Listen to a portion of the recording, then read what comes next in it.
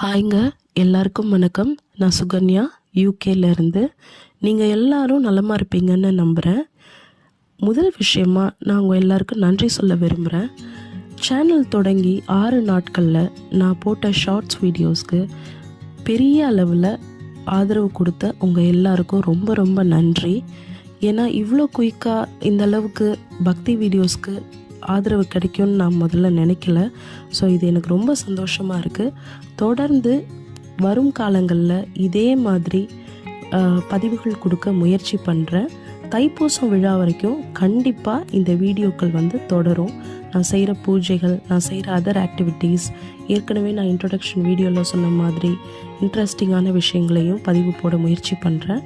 நான் இந்த winter related தொடர்பான ஒரு வீடியோ அப்லோட் பண்ணுறேன் அப்படின்னு சொல்லியிருந்தேன் இல்லைங்களா. அந்த வீடியோஸை லாஸ்ட் 2 டேஸாக நான் அப்லோட் பண்ண ட்ரை பண்ணேன்.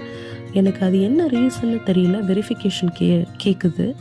ஸோ அது வேறு ஏதாவது விஷயங்களை மீறுதா, கைட்லைன்ஸை மீறி வருதா என்னன்னு சொல்லி எனக்கு தெரியல. ஸோ நான் அதை எப்படி போடுறது அப்படிங்கிறத முயற்சி பண்ணி பார்த்துட்டு நான் அப்லோட் பண்ண ட்ரை பண்ணுறேன். இந்த வீடியோ நான் எதுக்காக அப்லோட் பண்ணுறேன் அப்படின்னா, தினமும் எங்கள் வீட்டில் நடக்கிற இன்னொரு இன்ட்ரெஸ்டிங்கான விஷயந்தான் இது. வின்டர் ரொம்ப ஹார்ஷாக இருக்கும்னு நான் இங்கே சொல்லியிருக்கேன் இல்லைங்களா.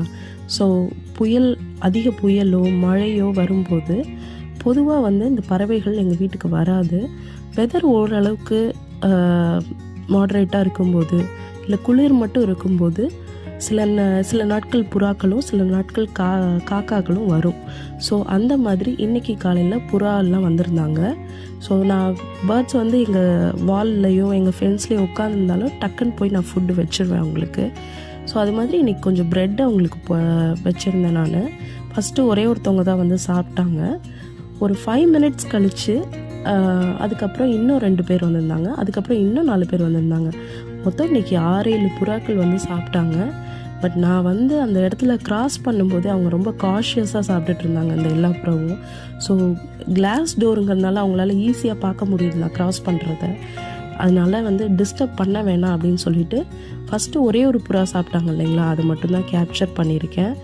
ஹோப் நெக்ஸ்ட் டைம் அவங்க காஷியஸாக இல்லை, இன்னும் கொஞ்சம் ஃப்ரெண்ட்லியாக ஆயிட்டாங்க அப்படின்னா நான் அதை அவங்க எல்லோரும் சாப்பிட்ற வீடியோவை கண்டிப்பாக கேப்சர் பண்ணி உங்களுக்கு போட முயற்சி பண்ணுறேன்.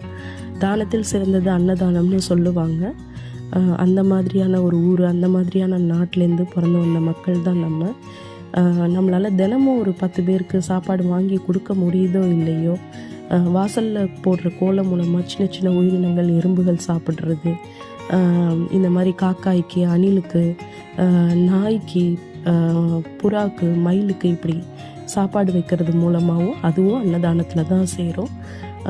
இன்னும் சில பேர் அரிசி குருணையில் நொறுக்கி எறும்பு புத்து அங்கெல்லாமும் போடுவாங்க. ஸோ அதெல்லாம் ரொம்ப ரொம்ப நல்ல விஷயம். ஸோ நம்ம பண்ணுற நல்ல விஷயங்களை உங்கள் கூட ஷேர் பண்ணிக்கணும் அப்படின்னு நினச்சேன். ரொம்ப ரொம்ப தேங்க்ஸ் ஃபார் வாட்சிங் மை வீடியோஸ்.